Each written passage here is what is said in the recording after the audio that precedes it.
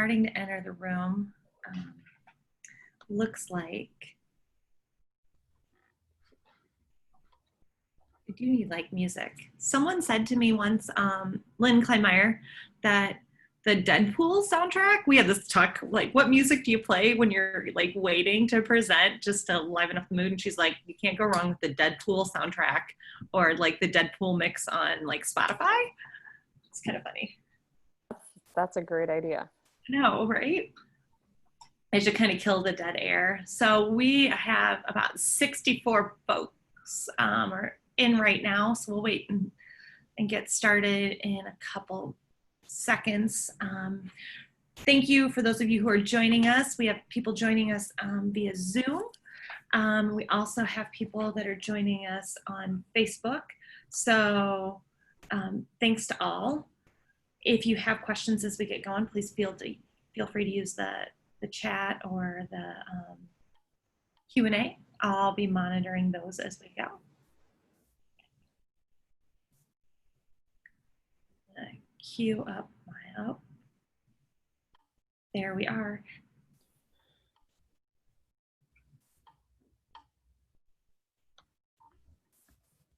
Okay.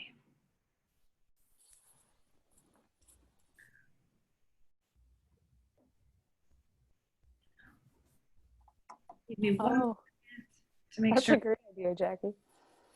The Minecraft soundtrack. Oh! That would be fun too. Yeah, I always loved having music on. Like, I'm sure I violated copyright, which is not good. 30 seconds. No more than 30 seconds. Yeah, right? And you're good. In my classroom, like, having music on it just makes a ton of difference. It does make a big difference. I agree. I am with you. Okay. Changes the feeling. All right, so we are live. It looks like we've got some folks on via Facebook. We have 21 people on Facebook. Awesome. And we have 75 on Zoom. So we're gonna call it a day and get started. First, I want to welcome everybody. My name is Stacy Beamer. I'm the coordinator of digital learning and media services here at Grant Wood AEA, but I'm also acting as the moderator for our AEA Supporting Online Learning webinar series. So we have a series of webinars we've been collaborating with as an AEA system for our Iowa educators. And so we have some AEA consultants along with some district partners, educators who are helping share some best practices and tips and tricks with those folks that are in the trenches doing some of this work. And one of the nice things that I think that has come of this craziness is that we are all able to take some risks and learn some new things. And the things you're gonna learn about with Google Classroom and implement with this, or any of these sessions, are gonna be good in a year from now and in 2 years from now, you know. So this is not just a Band-Aid for something. These are just some good instructional practices. So if you do have questions as we get going, please feel free to put those in the Q&A. Good morning, Melanie, or in the chat. And then also go ahead and throw them on Facebook, and I will moderate those questions and stop our friends Emily and Kay politely and see if we can get those questions answered. All of John's here but does not have audio. Try look at your machine, and I would say just look at the bottom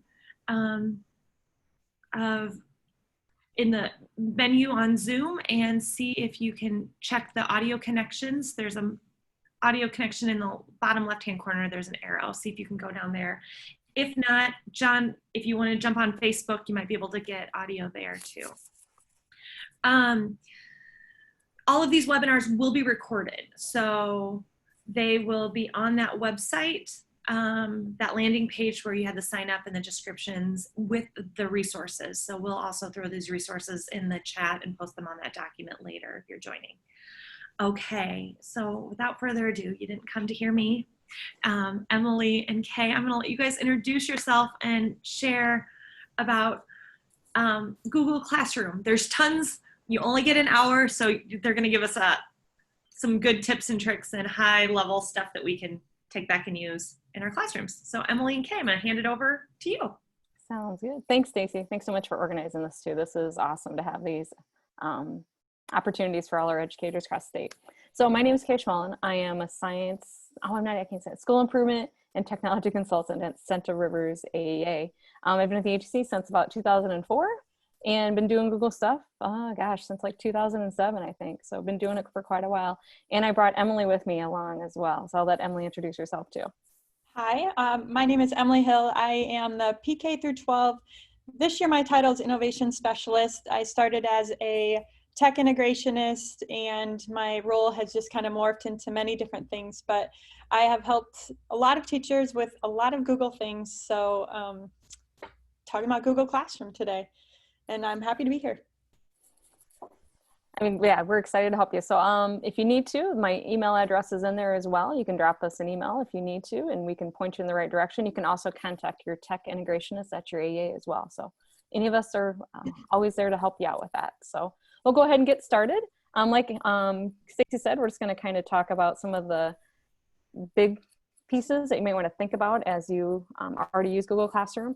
And then Emily's going to also share a screen and share some of the tips and tricks that she's used with her educators and in her own room as well. So one of the biggest things when you think about Google Classroom is organization. And there are some pieces within Google Classroom that can help you with that organization. One are called topics, and topics are a great way to organize your post. Anywhere from weeks to days to just topics or categories like resources, chapters, those kinds of things. So using topics are an important thing. Due dates. By default, there is no due date. So you want to make sure and add a particular due date. And Emily will talk a little bit about why it's important to have those due dates and the implications of that if you don't have a due date. And we can talk about the calendar piece of that as well. And dashboard and cards. So when you think about that dashboard, you'll see your rostered classes and classes which you're a student. There's some really great organizational features there as well that can help you navigate your Google Classroom and students as well. And then the last one is called the to-do. It used to be called to-do plain, but now it's called to-do for teacher or for students and to review for teachers. And for students, it helps you know what activities have been assigned and they will appear in the order of due dates. So there's our due date piece that comes back into play again.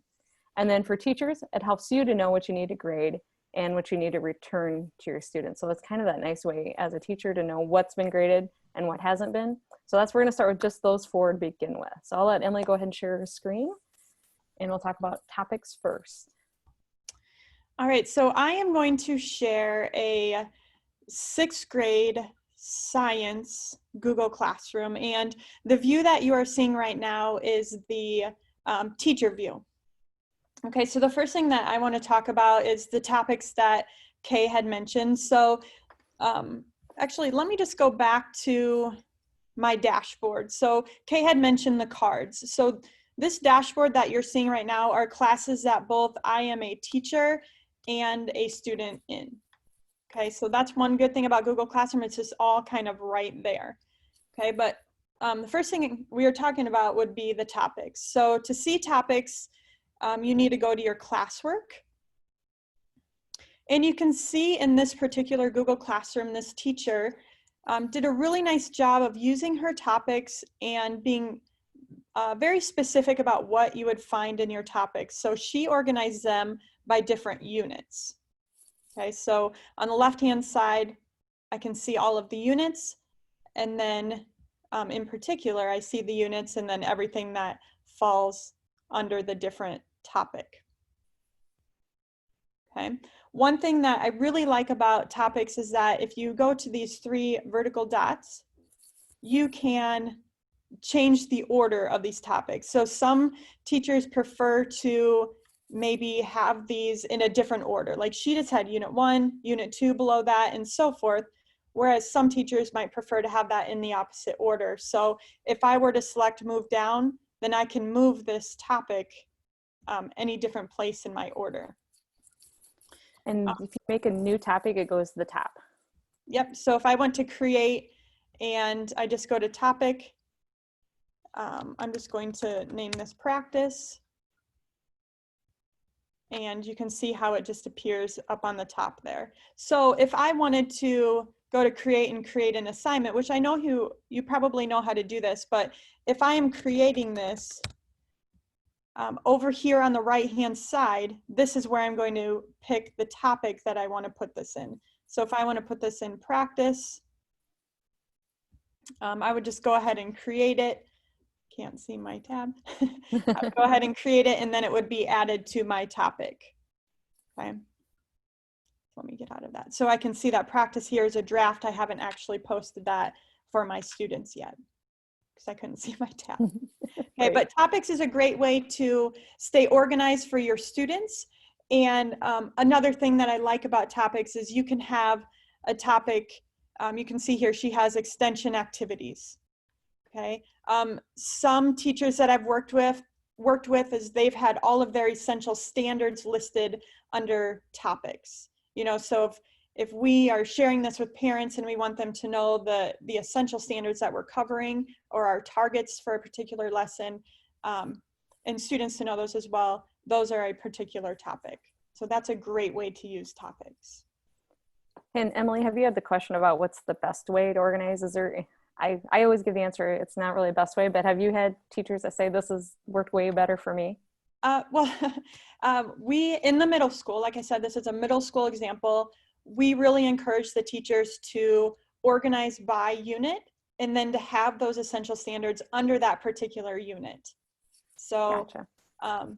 I think that just worked really well for the kids. Like I'll scroll down here toward the end of the school year, you know, when we were online learning, you know, all she had to do were studying cells. This is unit 6, you know, everything was under here.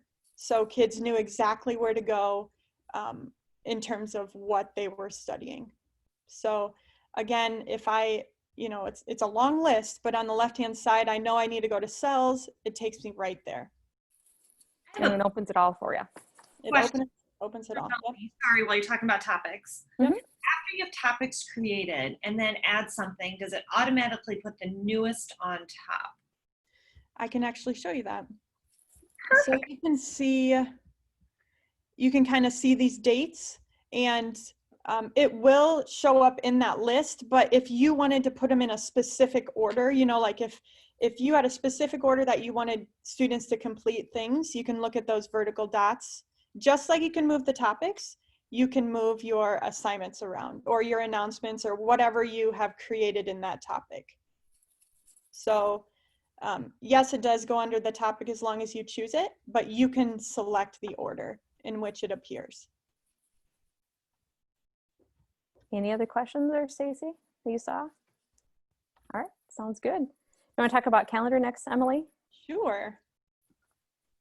Do you have an example? Okay, yeah. Yeah. An example of that one? Okay, perfect. So, so anytime that you create an assignment, with a due date, that again is, those due dates are super important when you're creating those assignments. It's kind of like the online planner for the students. So in addition to that to-do list, it is added to a calendar. So obviously nothing is due in August here, but let me just go back to, I'll go back to March, okay, because we were still in school. Mm-hmm. You can see things were due like here, this first week in March. So this particular teacher had created these assignments with due dates, so they appear on this calendar for the students. Now, I'm just showing you one example of a Google Classroom, and I'm only the teacher in one right now with these assignments due, but if I had 3 different classrooms with assignments due, I would see those different assignments on these particular days, and they would be in different colors. So if students work better with the calendar view, this is a good tool for them, and they can see that their classes are color coded. And I can show you that real quick here. So you can see these different colors here, and on that calendar, they appear in different colors. Can you click on one of those too, Emily, for us, so we can see what they look like real quick? On the calendar? Yeah, on the calendar, sorry, yep. And Sure. just to clarify too, she's looking at the calendar that's in Google Classroom. Yep. Here's an example with different colors, but I'll look at the particular class that I have open. So again, this is the teacher view. So I can see that 11 students turned it in, 12 have not, but I can see which students turned it in and which students did not. That might be a nice little to-do as well. If I know something's due on that date, I could click on it on that date and it would take me right to that, which is really nice. Yep. I have a couple questions that have come in. This is from Melanie, and it might be a follow-up from the topics. Okay. What's the default? And Melanie, you might need to help me clarify. So I don't know if there's a default order for things or if there's a default. So if she can type some clarification, unless you guys understand. The default is no topic at all, if that's what she means. So when you're creating an assignment, is that what the question is? Oh, here, yes. When you add a topic, does it automatically add it to the top? Add it to the top. When we create a topic? Yes. Yes. Okay. So I can go back to, I can go back to my classwork here. So practice is the one that I had just added, and you can see that that came up right at the top here. So if I wanted to move this down, you know, for my students, see how it's just moving down here, and I can continue to move it down, or I can move it back up if I wanted to. Thanks. Okay, here's the next one. Okay. How would you set up an elementary classroom? Would you make topics the different subject areas? I know how I would think about doing it, but what do you guys, how would you answer that? I would say, you know, if I'm talking about a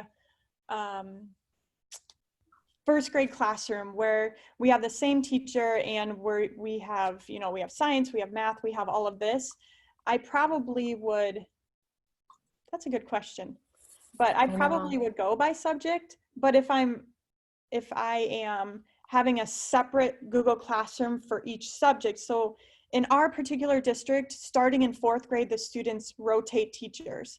So it makes sense in my mind, like in our situation, that those teachers have their own Google Classroom. So if I had a 4th grade student, they would have a science Google Classroom, they would have social studies, they would have English, and so forth. Is that answering that question? Whereas lower elementary, we would have one Google Classroom. So I have an example of that actually. Yeah, I was gonna say, yeah. That one's harder, the younger ones. So this is a 3rd grade classroom and they stay in their homeroom. And she didn't necessarily use topics, but if I were to work with her a little bit more, I would encourage her to have like a science topic and social studies and so forth. I'm with you. Yeah. I've seen it too by date, like a week 1, week 2 as well. So I've seen it both ways and they both say that works well for them. That's the main thing. Yeah. And I think that is the most important tip, is what works best for you. And if this is new for you and probably new for the students, you know, how do they respond best? You know, how do they work best? Is it by the topics? Is it by the unit? Is it by the date? You know, what works best for you? Mm-hmm. Yeah, and I would say, like, as you go into high school, middle school, they're going to have a different classroom for each class that they have. Right? So in 4th and 5th grade, you might want to have a science classroom and a social studies classroom just to help them transition to something like that. Right. And then that will help, you know, when you're looking at that calendar view, you know, they're going to be different colors. So, you know, if I like math, I'm going to go for that math color and get that done. And then I'll be a little more encouraged to keep working. But yeah, I think the higher you get, you know, like I said, 4th grade is when our kids start moving. I would say separate classrooms would work best.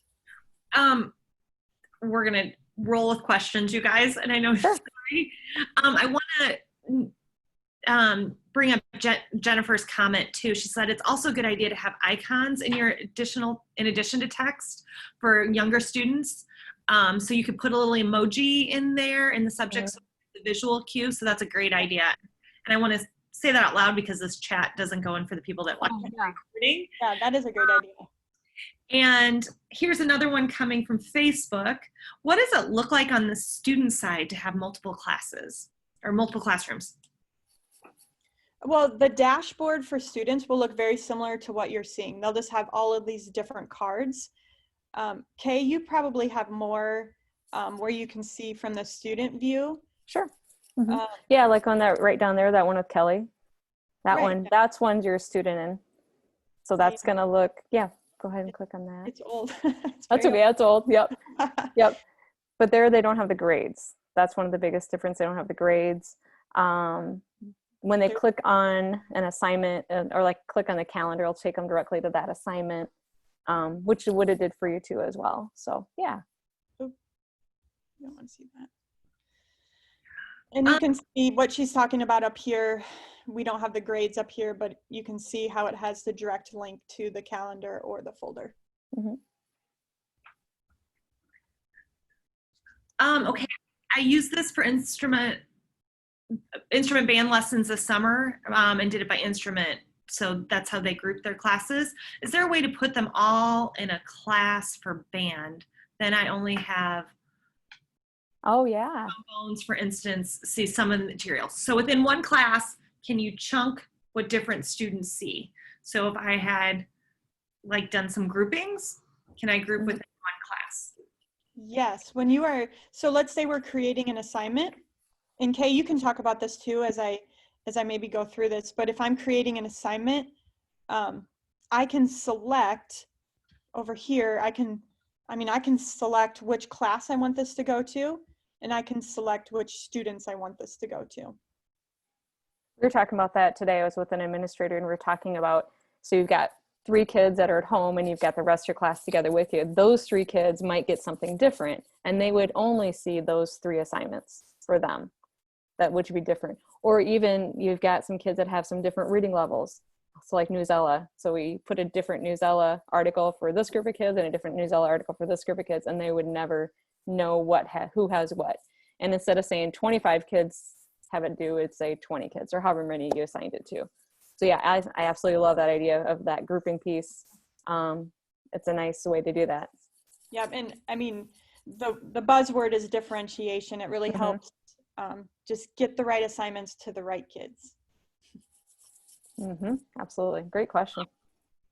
You guys are bubbling up questions. That's good. I only teach one subject but have 3 sections. Do you suggest having different classrooms for each section, or can you assign different sections within one classroom? What do you think, Emily? I'll let you take that one.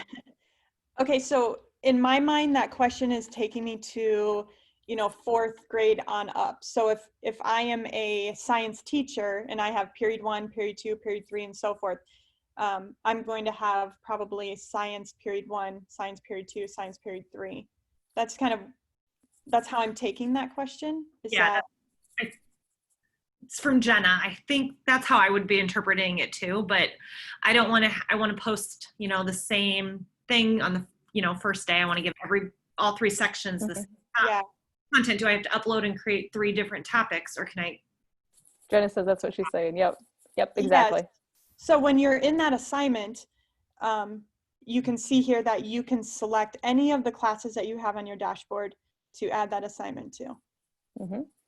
But you can't select different students. So once you've selected multiple classes, you can't select different students within those classes. It won't list all your students. So that would have to be an all or none kind of a thing. But you're absolutely right. I think there's something like if I do an assignment that everybody, like you said, the first day, everybody gets this, everybody gets this. But then they start differentiating and they start going down different paths, or one gets ahead of the other one, or this group needs this and this group doesn't need this, then it becomes where you might not use that. Yeah. And that's kind of where that reuse post feature comes into play. Ooh, yeah, you need to show them that. Good call, Emily.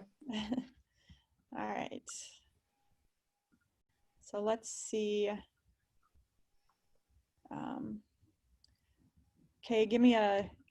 Where should I? It's going to be underneath create. Yeah, it's okay. And then reuse. Yep, right there. And then it'll pull from your entire list. Yeah, I was gonna so even the archive list, right? It might take a second. A while to load. Yep. I was going to say, give me a second to pull this up, but Right. as you can see, it takes a while to load because there's a lot in here. It pulls, yeah, and it pulls from your archive classes as well, which is another reason why I don't necessarily delete my archive classes, because there may be something I want from.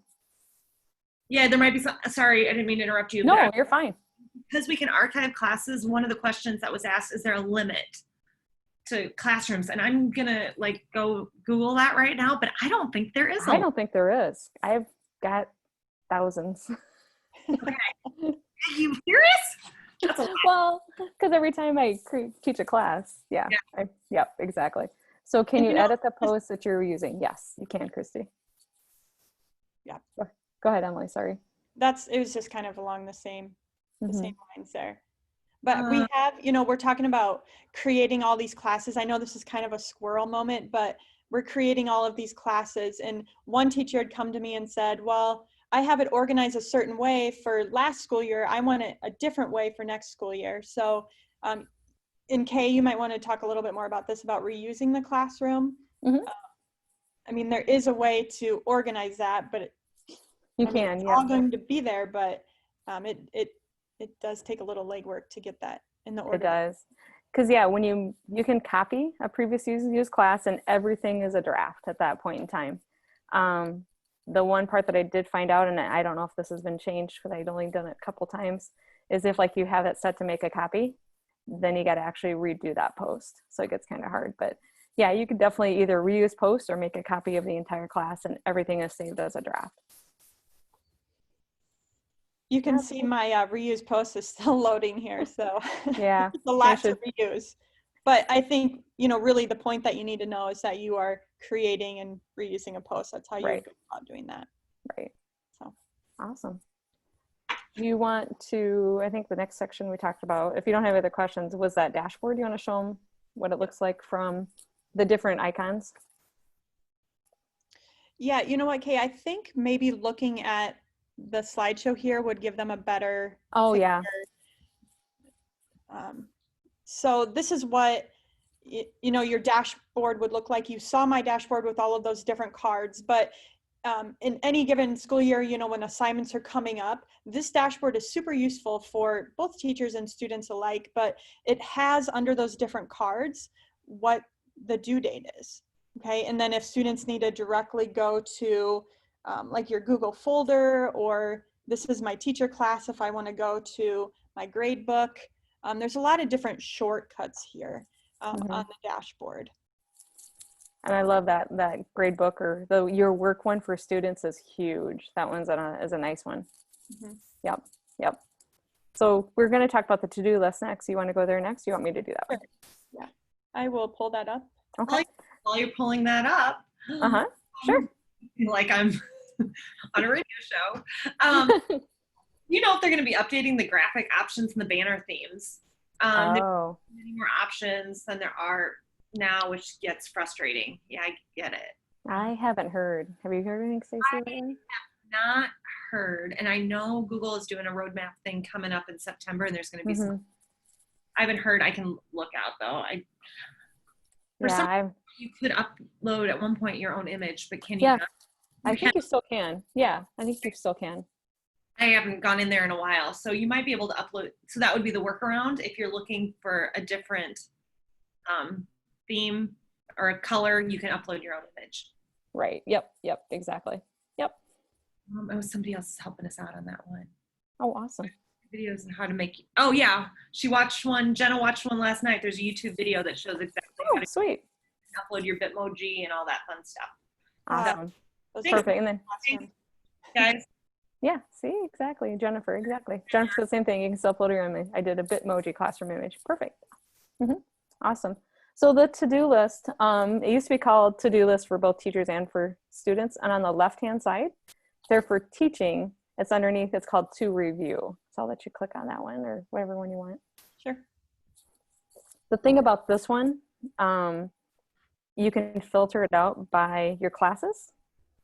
And what I do, I actually bookmark this page. So once I find the class that I'm working with, I'll bookmark that page, and then that way it just takes me right to that.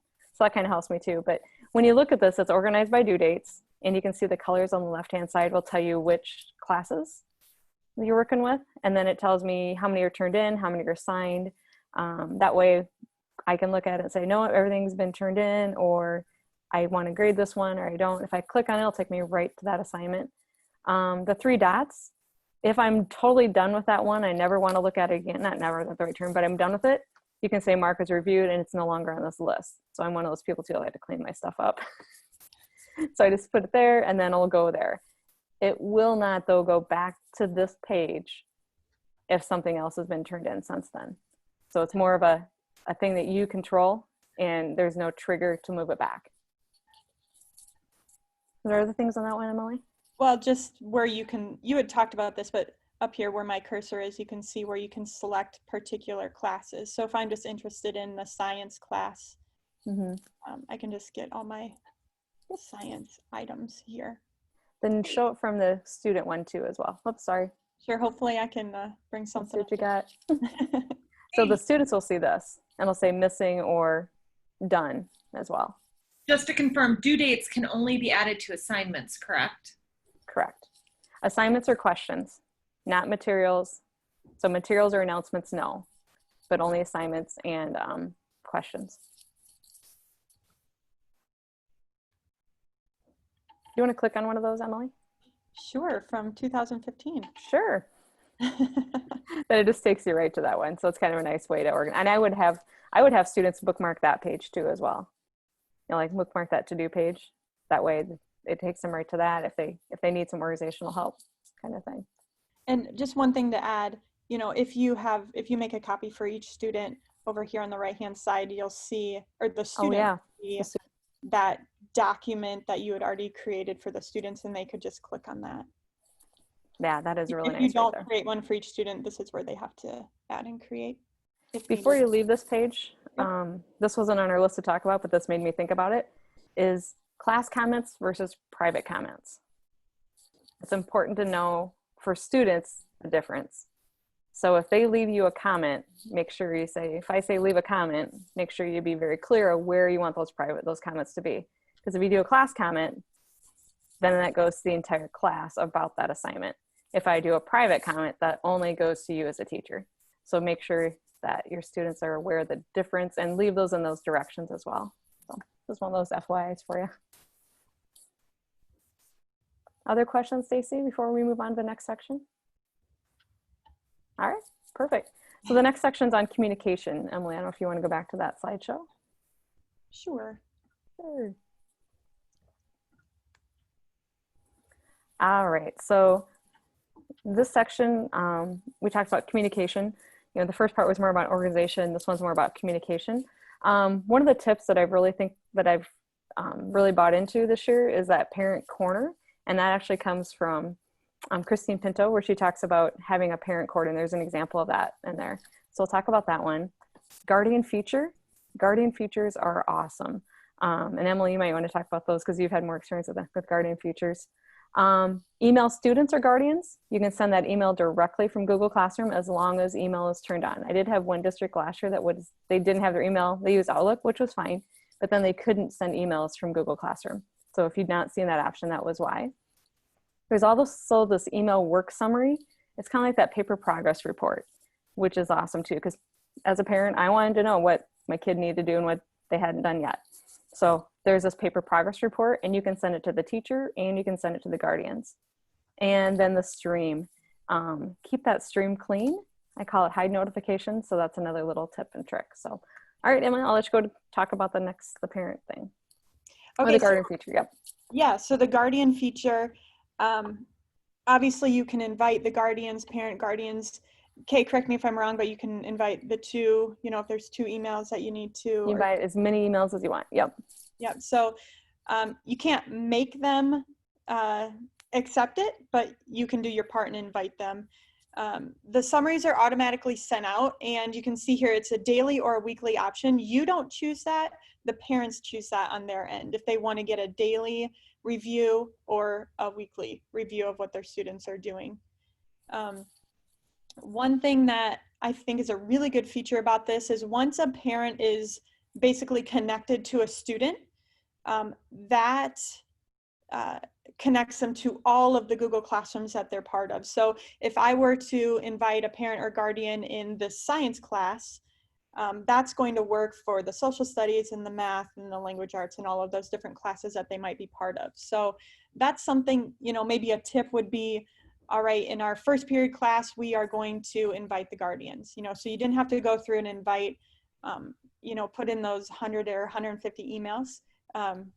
You know, you could kind of split that up. Okay, can parents change their mind and go from daily to weekly review or vice versa? Or are they stuck with their first choice? I believe they can. It's probably in the email. Yeah, I would say, yeah. I would say there's directions in the email for how to do that.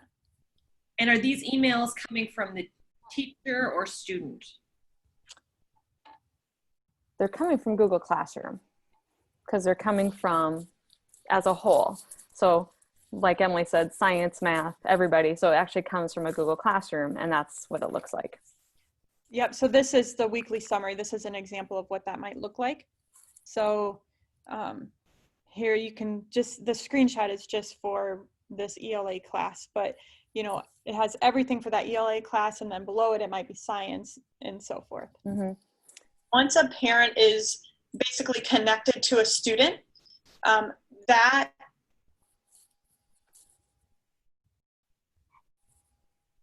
Whoops, lost you.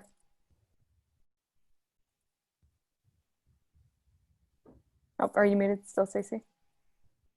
Or who do we lose? I'm muted. Is Emily? I'm sorry, Emily. There you go. I didn't hear the last part of Yeah, I didn't hear the last part. Sorry, Stacey. I don't know. I just undid it. I was looking to reply to a link. So I'm guessing the question was, once a parent is connected, like in 6th grade, does that go to 7th grade, 8th grade? Is that what the question is? let's go with that. That's a good one. That is a good one. Okay, do you have the answer for that one? I'm assuming that it follows them all the way through, because it's Google Classroom is it doesn't matter what grade the kid's in. Right. So as long as those emails don't change. Yeah. And I know we're not talking about Seesaw, but that is how it is with Seesaw. If they're signed in with that Google account, Mm-hmm. you know, and that parent's connected, they stay together year after year. Actually, yeah, because actually I do have like an older classrooms where I tested some Guardian features out, and I do have my old email address still connected to that classroom, and that's probably from 3 years ago. So yeah, that would make sense. That as long as once you've got that kid in there, that Guardian will show up. Okay, is Gradebook part of G Suite that schools have, or is it something that is purchased separately? You mean the Gradebook tab? That should be there automatically for every teacher. Yep. So, you know, Kay and I were talking about what we wanted to mention about the Gradebook, and this is kind of a new thing, integrating with Infinite Campus and JMC, you know, our learning management systems. So, you know, I've just had a couple teachers test that out, and from experience, it's just making sure that you have those assignments with the same name, and just checking to make sure that the sync actually did happen. You know, with anything new, there's going to be those kinks that you have to iron out. But yeah, the grades, that is part of Google Classroom, and it's a good way for students to see automatically, you know, how they did on an assignment. And the sync with the LMS is just the added bonus. That is a nice thing. And you're near Infinite Campus, right, Emily?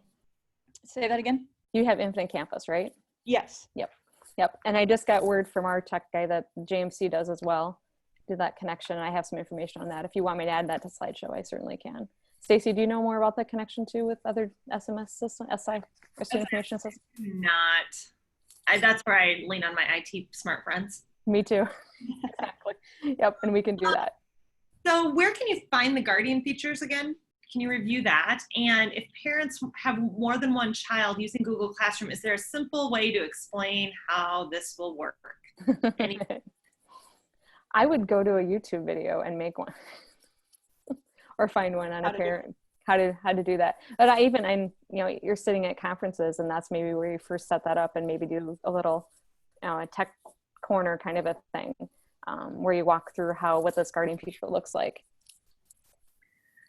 And so then, on this, in the help too, there might be some things that you could just send them directly to the help. Oh yeah.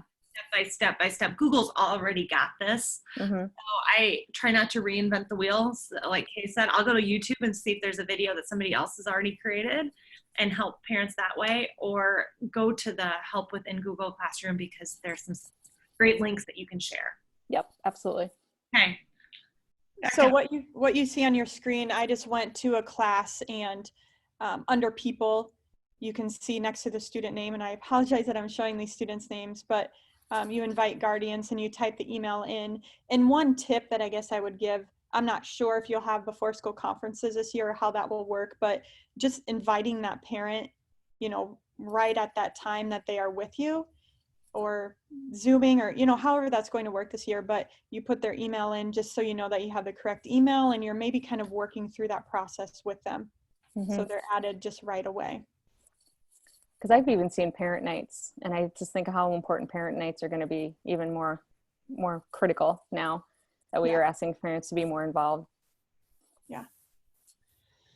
So, and then, you know, once the parents are added, then next to the student name under people, you will see the parent emails that are there. And that kind of leads into the next thing that we were going to talk about, okay, which is Parent email. How to email. Yeah. So yeah, you can email students a lot of different ways. You can do it right from the assignment. You can do it from the student list as well. And you can also do it from when you click on a student's name. Do you want me to show this one, Emily, so you're not showing student names? Sure, yeah, that would make me feel a little better. Okay, sure, that's fine.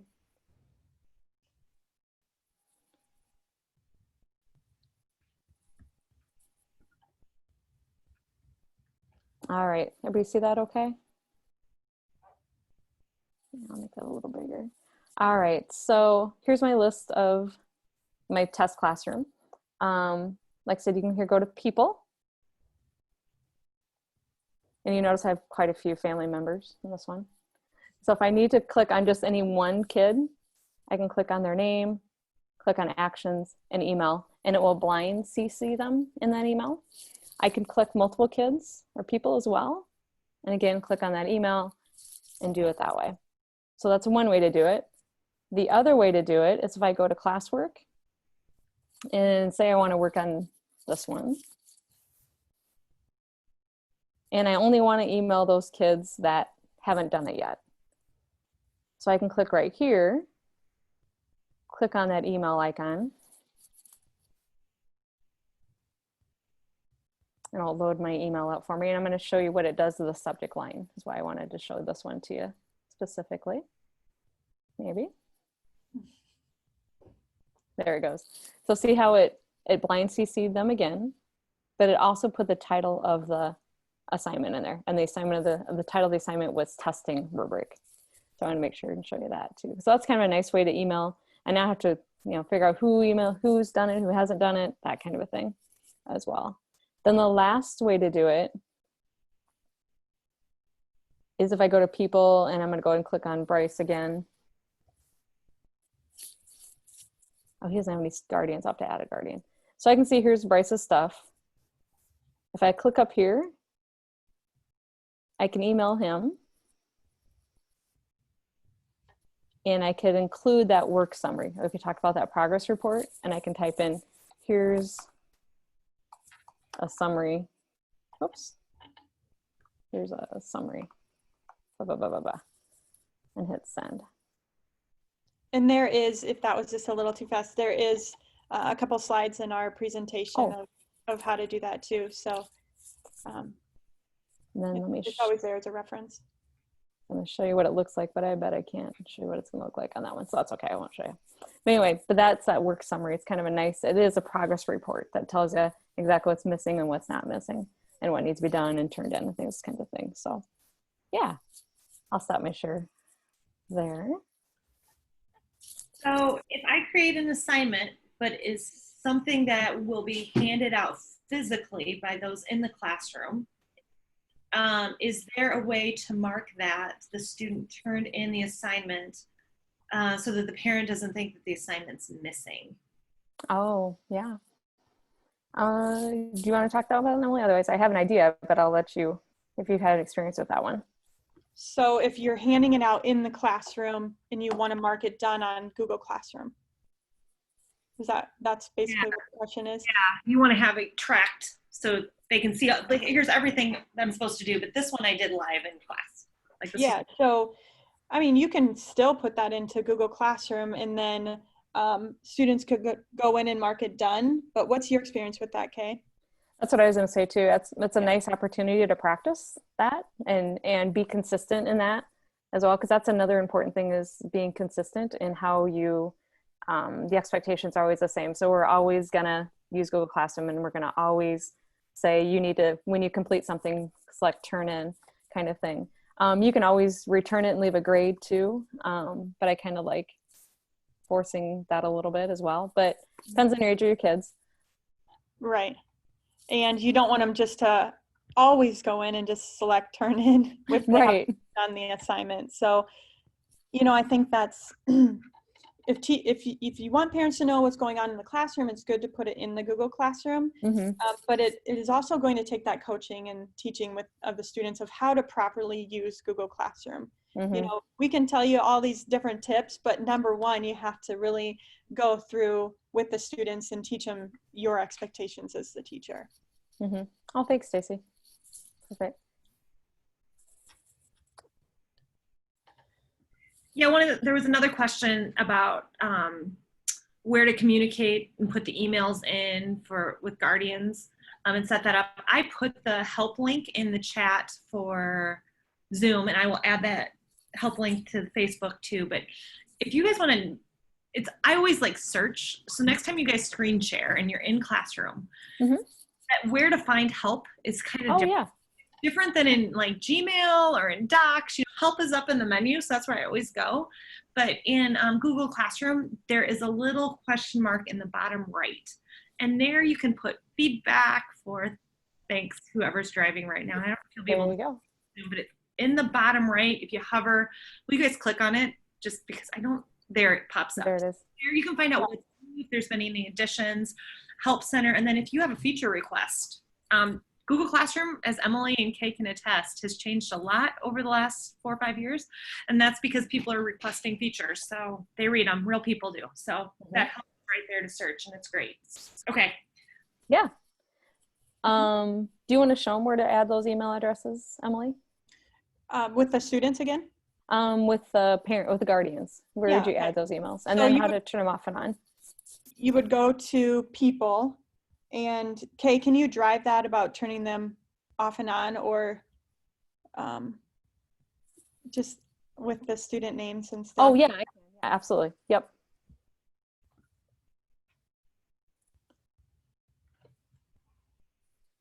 All right, so if I go back to my practice one and you click on people, see it has this invite guardians right here. So you're going to click on invite guardians. And then I'm going to go ahead and add whoever I want. Let's just do this one and hit invite. And it'll say invited. I can email all the guardians right here. So let's see what that email looks like real quick. Sorry, this is my junk one, so just telling you right now. Give it a second here to find it. There it is. So this is what the email looks like from a parent. And like Emily said, you can't force a parent to do it. But you can definitely sit there at a conference or, hey, I got what's your parent emails, and let's do this in my homeroom kind of thing. And then that connects them with every single classroom. And you click on accept, and you don't need to have a Google account. It can be a Hotmail, Yahoo, MCHS, whatever you need. I click accept. And then you've been invited to get summaries. I'm gonna hit accept again. Now this is where I can change that frequency. How often do I want them? Weekly, daily, or no summaries. And again, this is from a parent, so they can do what they want. So right now, this email address is connected to Bryce and connected to Ryan. And I can trash that. If I need to remove that student, no longer my student. I've seen it used with special ed. If I have a para that sometimes wants to be paying attention to what's going on, I've seen it used that way. Or maybe they are a foster student and they're moving around from parents. That might be another way, but they can definitely remove a student at any point in time. If they remove a student, they remove them from all their classes, just not just from that one that they signed up for. They remove them from all of them. Okay, we're still looking at the Google Classroom. Oh, Can I'm you go sorry. back to the email. I sure can. I'm sorry. I was trying to be smart and just share that. While you're pulling that up, There you go. Melanie has a question. She's still processing the fact that once a parent has been invited and connected, it stays with that student through their school years via student's Gmail address. Did I understand that correctly? Correct. Yeah. Yes. They don't necessarily stay in that class, but they know that that parent matches that kid. Correct. Right. Right. Yeah, because then the next year, and that they archive the classroom and they're no longer part of that class. You probably shouldn't have to go through that every year. You just have to make sure that, because I know I've started new classes and I've added Ryan or Bryce, and that guardian feature has showed up automatically for me. So I'm gonna hit accept again. I've been invited, and now I am connected to that student, not connected to the classroom.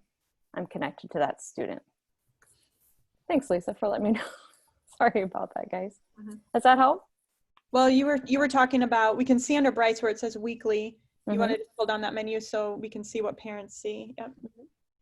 So if they, it's just their own frequency of how much they want to receive them, or no summaries, And if I remember right, I believe the daily ones come like at 5 o'clock or 5:30, somewhere around in there. Let's see. Daily summaries are sent out each afternoon, and weeklies are sent out up on Friday afternoons. So if they're looking for how long or what time they're sent out, it's in the afternoon. And again, this is all the parents' choice. They can choose how frequent and all of that. And then the last, go ahead, Stacey, got another question? Automatically next year's teachers work with Google Classroom will be sent to the parents. What if that teacher doesn't want to as a teacher, I don't want to connect the parents. Oh, yeah, you can turn that off. Yeah. Do you know how to do it, Emily? Otherwise I can show that. You have this slide in here of how to mute the notifications. I think that's what they're asking. I think so too. Yeah. I'll show you here. And do parents have access to see what assignments are assigned? Yeah. Yes. Okay, that's what I thought. So it's assignments and announcements. So if I don't want this class, my science class, to be part of those student summaries, you go up here to the settings, and right here, you're going to turn that off. When I turn that off, that class is no longer part of the Guardian summaries. Then you hit save, and you're done. Now, go ahead. Go ahead. Nope, you finish, and then I'll ask the other question. I say the Guardian features are still there. I can still email my guardians, but they don't get the summaries, the Guardian summaries, whatever we're trying to say, right? So guardians receive a summary of the students' works and announcements. And if I want to, I can add classes. I can add that to all the Guardian summaries that I teach, or I can say, nope, I just want to do it to this one. So you can customize that as well. If we use Google Classroom with multiple teachers, should only one teacher invite guardians so parents get only one email? Or should multiple teachers invite parents so they get multiple emails about joining? Oh, I see. It only has to happen once. So if you can have like that homeroom teacher maybe do that, something like that. That's what I'd recommend. Yeah, because you don't want to have everybody send that out. And you can add them. You don't have to have a parent there in order to do it. You just need their email addresses, but they might wonder what's going on. At least give them a heads up. Yep, at least give them a heads up. Right, exactly. Yep. Parent communication is going to be more important than ever right now, Absolutely. Right? Yep. All right, the last thing we wanted to share with you was what was this notification stuff. So, or not notification, I'm sorry, the stream. So this is a class that I teach, and it has like 13 units in it, but there's only, on this homepage, are announcements. So what I did, clean that up, go to your settings, And you're going to go down here to, where'd it go? Sorry. Hide notifications. So if I don't want every single thing to show up on the stream, I'm going to hide those notifications. Keep in mind though, I did put like a little thing right here that says, hey, click on Classwork to get to our assignments and resources. Okay, so I'm just going to add just a specific there. If you just want to go to the settings again. So she hid notifications for Classwork, just to be specific. Thank you. Yep, exactly. So the only thing that's going to show up are announcements. Yep, on that home page. So then I added that to my directions on the front page. So that makes things a little bit more. Yeah, and I think, you know, clean. Knowing the difference between the stream and the classwork is super important, especially as you go to virtual learning. And explaining that to the students, you know, the stream is just, you know, here's an announcement. We're going to have a Google Meet or we're going to have a Zoom at 10 a.m. That's a great announcement for stream, but classwork is really where you want to put the work for the students to do, and you have all the due dates and all of the attachments and all of those different things that go along with an assignment. So it's just super important to keep those things separate. And, you know, as you're working with your teams of people, however you want to say that, it's important that you use it the same way, that each teacher is using it the same way. Can you show that main screen so they can? Oh, sure. Absolutely. Okay, you want to do that? Know the difference in the visual between the classwork and the stream. Oops, sorry. Let me try that again. You think I know how to do this, right? There we go. So this is my main screen. And these are just announcements. And then I put this note in the section description. This description does not show up here. It shows up there. Does that help, Lori? Resources that they refer back to all the time, so it's always easy to get to. Right, yep, exactly. So that's stream, and then classwork is right next to it. Mm-hmm. And this is where you're going to have your assignments, announcements, all of those things, but really what the parents get to see comes from the classwork. Correct, right, yep. Great. All right, anything else? It's 10:55. We want to honor people's time. Well, let's see if I don't any other questions coming in. So is there, Emily, anything else that you thought we should share that we didn't talk about? No, I think we covered it. You know, it's just the organization and your expectations and just setting that from the beginning. And just when you're working with someone, other teachers, just get on the same page, you know, have discussions about how you're going to use this resource, because it is a great resource, you know, and it's not overly complicated. So if you're all using it the same, it helps with students learning how to use it as well. Mm-hmm. Absolutely. Totally agree with that. Mm-hmm. Okay, so a lot of positive comments. Thank you so much, Emily and Kay. If you throw up that slide, we are, again, this is a whole series. We've got recordings of all of them because we know our lives are kind of crazy right now. And not everybody can jump on a Zoom or Facebook or view this. So all of the recordings will be on the same page you registered with all the descriptions. We're moving those to YouTube. So at that bit.ly AEA webinar series, and it is case sensitive. I will also do a follow-up email at the end just to send, get some feedback.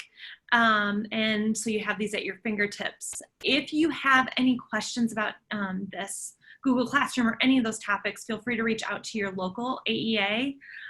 They will put you in touch with somebody that can come and help support you. I get to do this again this afternoon, and we're going to talk about emotionally and intellectually safe online learning environments. So if you want to join us then, Carrie Hillman did a great session yesterday on learning management systems. So there's a good Excel model that she talked about that you could plug into Google Classroom to help engage kids. And we have another engagement session that Marissa Dahl and some folks from Heartland are doing. And if you want to integrate Google Meet with synchronous time virtually, we've got a session on engaging kids in a synchronous environment with Meet and Zoom coming as well. So take a look. Thanks, Melanie, for the compliment too. We are in this together, so we're here to support. All right. Thank you as well, everybody. Sorry, question about registering for each individual Zoom session. Yes, so I will send a Zoom link out 24 hours before. So you do need to jump on then. Okay. Sounds good. All right. Awesome. Thank you, everyone. Thanks, Emily. Thanks, Stacy. Thank you.